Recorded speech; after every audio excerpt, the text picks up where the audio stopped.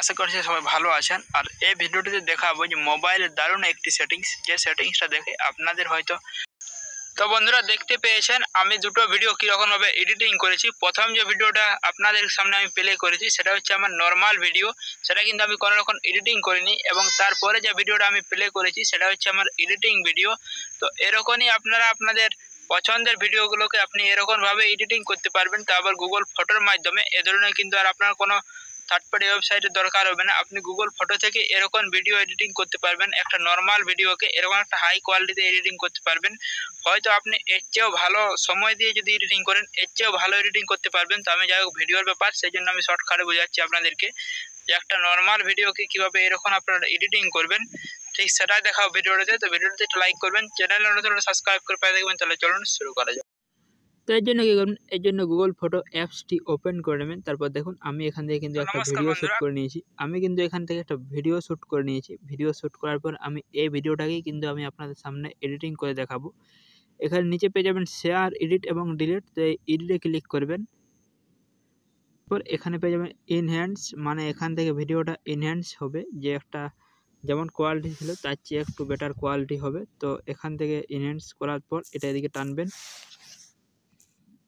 তো এখানে অ্যাডজাস্ট যে অপশানটি আছে এই অ্যাডজাস্টে আসবেন। অ্যাডজাস্টে আসার পর এখানে পেয়ে যাবেন প্রথমে ব্রাইটনেস, যে ভিডিওর আপনি ব্রাইটনেস কীরকম রাখতে চান এখান থেকে ফুল বাড়াতে পারেন অথবা কমাতে পারেন, আপনার সুবিধা হচ্ছে আপনি রেখে নেবেন।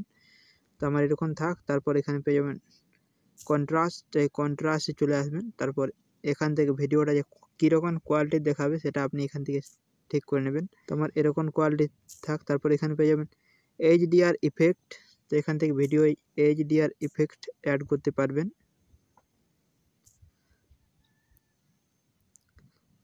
তো আমার এতটা থাক। তারপর এখানে হোয়াইট পয়েন্ট, যে এখানে যদি এটা ফুল করে দেন তাহলে কিন্তু অনেকটা হলুদ দেখাবে। তারপর এখানে পেয়ে যাবেন হাইলাইট।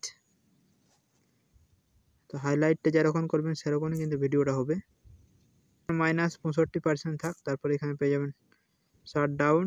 তো এখানে শাট ডাউনটা ঠিক যেরকম রাখবেন। তো এটা আমার 27% রেখে দিয়েছি। তারপর এখানে পেয়ে যাবেন ব্ল্যাক পয়েন্ট। তো এটা যেরকম বাড়াবেন সেরকমই কিন্তু কোয়ালিটি হবে ভিডিওটা। দেখুন এটা কিন্তু কমিয়ে দিচ্ছি, মানে লাল দেখাচ্ছে। তো এখানে সব ফিচারগুলো ব্যবহার করে দেখবেন যে আপনার ভিডিওটা কীরকম হচ্ছে। দেখুন মানে এটা যদি এরকম রাখেন তাহলে ভিডিওটা কিন্তু ব্লু কালার হয়ে যাবে, আর এটা এদিকে করলে হলুদ কালার হয়ে যাবে। তো এটা আমি মাঝামাঝি রাখছি। এটা -26% রেখে দিয়েছি। তারপর ট্রেন্ড, তো এখান থেকে ভিডিওটা কালার করতে পারবেন। তো আমি 10% রেখেছি। তারপর স্কিপ টোন করতে পারবেন। তারপর এখানে ডান করবেন। তারপর এখানে আপনি নিজের মতো করে এডিটিং করে নেবেন, এর চেয়েও বেটার আপনি পারবেন। আবার এখানে দেখুন ধারের সাইডের যে এইটা আছে, তো সেটা কিন্তু আপনি এখান থেকে গোল করতে পারবেন। দেখবেন অনেক ভিডিওতে কিন্তু সাইডটা অনেকটা এরকম দেখায়, তো সেটা আপনি দিতে পারেন। তারপর এখানে ডান করবেন। তারপর এখানে কপি করবেন। তো দেখুন আমার কিন্তু এখানে ভিডিওটা কপি হয়ে গেছে। তো এভাবে আপনারা এডিটিং করতে পারেন। এবার আমি অরিজিনাল ভিডিওটা দেখাচ্ছি এবং এই ভিডিওটা দেখাচ্ছি।